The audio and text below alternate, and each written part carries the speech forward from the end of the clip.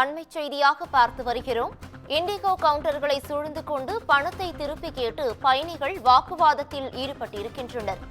விமானம் ரத்து குறித்து பயணிகளுக்கு முறையாக தெரிவிக்கவில்லை எனவும் தகவல் கிடைத்திருக்கிறது. இதுகுறித்து விமான நிறுவனத்திடம் கேட்டு முறையாக கூறவில்லை என தெரிகிறது. இது குறித்தான அண்மை செய்தியை தற்போது பார்த்து வருகிறோம். இது குறித்தான கூடுதல் விவரங்களை வழங்குவதற்காக எமது செய்தியாளர் சக்திவேல் இணைப்பில் இணைகிறார். சக்திவேல், வணக்கம். இது குறித்தான முழு விவரங்களை பதிவு பண்ணலாம்.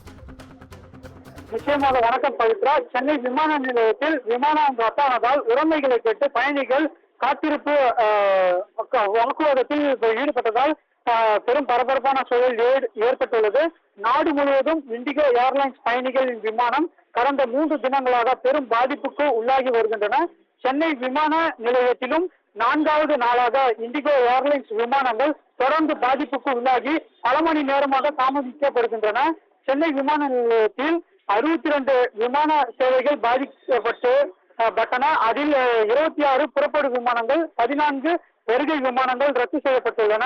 விமானங்கள் அனைத்தும் 2 மணி நேரத்தில் இருந்து 6 மணி நேரமாக வரை தாமதமாக இயக்கப்பட்டன.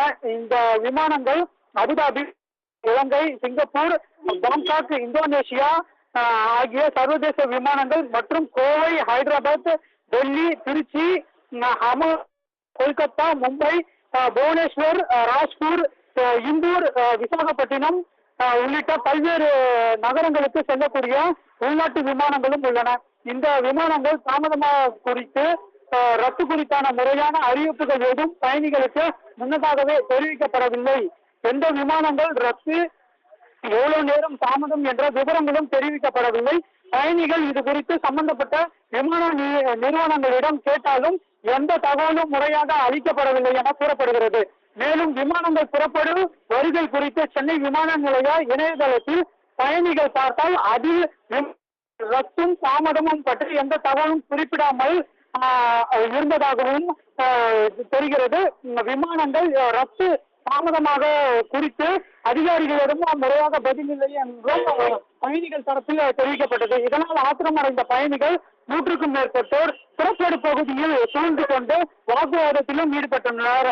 இதனால் சென்னை விமான நிலையத்தில் பெரும் பரபரப்பான சூழல் ஏற்பட்டுள்ளது.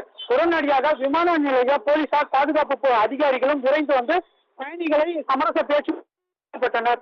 பாதுகாப்பு சோதனை முடிந்த பின் உடைமைகளை விமான நிலையத்திற்கு கொண்டு வந்து பயணிகளிடம் கொடுக்க வேண்டும் எனவும் தெரிவித்தனர்.